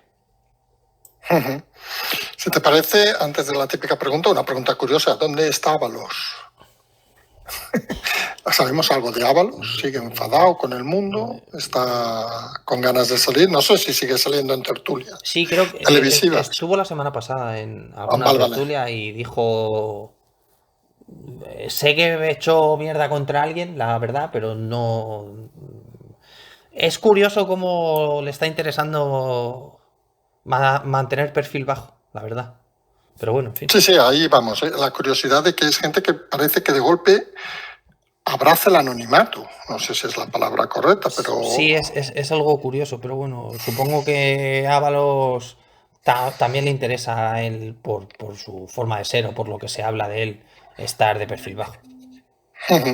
Vale, si te parece lo que hacemos cada semana y acabamos con esto, ¿qué se nos viene esta semana? Hoy es lunes, o sea que ya estamos dentro de todo. Tenemos esto que hemos comentado de Rodríguez, que supongo va a dar polémica. Mañana hay, mañana en unas horas va a haber Consejo de Ministros, perdón, estamos despistados. Miércoles sesión de control. ¿Qué podemos esperar estos días? Bueno, se dará publicidad a alguna ley, creación, modificación, vamos a ponerte un examen para tener un perrito, por desviar la atención, porque ahora mismo es verdad que no interesa que tengan atención. El tema de la luz y de la supuesta inflación, y digo supuesta inflación porque aquí habría que hablar de datos y que igual no es real, está teniendo mucha atención. Y ver el tiempo pasar, ya lo dije, creo que ya hemos pasado la frontera de poder hacer cualquier tipo de predicción y es más, pues ir viendo lo que viene, intentar entenderlo, analizarlo, porque bueno, ya es un escenario muy cambiante y no hay una pauta fija y a lo mejor mañana sale una noticia de un cambio en un ministerio o el tema de Rodríguez, que por ejemplo, esto que estamos hablando ahora de Alberto Rodríguez, ¿tú sabes la bomba que puede ser esto en el Consejo de Ministros? O las declaraciones de las últimas semanas de Belarra y de Montero. Entonces, son cosas que pasan que nadie esperaba y que de repente pues es un golpe en la mesa y todas las piezas del tablero se caen. Entonces, hay que ver.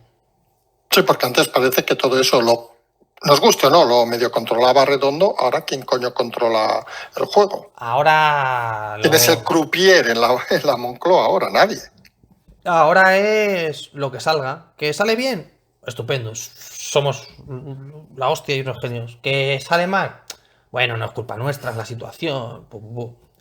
Yo creo que ahora mismo, ya te digo, están a verlas venir. Totalmente. Pues nos quedamos con ese a verlas venir. Nosotros, como siempre, lo primero, agradeceros nuevamente estar aquí. Esperamos volver a veros la semana que viene. Un placer, como siempre. Y nosotros nos despedimos ya hasta mañana en el segundo café. Espero que hayan disfrutado con este casi par de horas de programa. Y como siempre decimos, seguimos.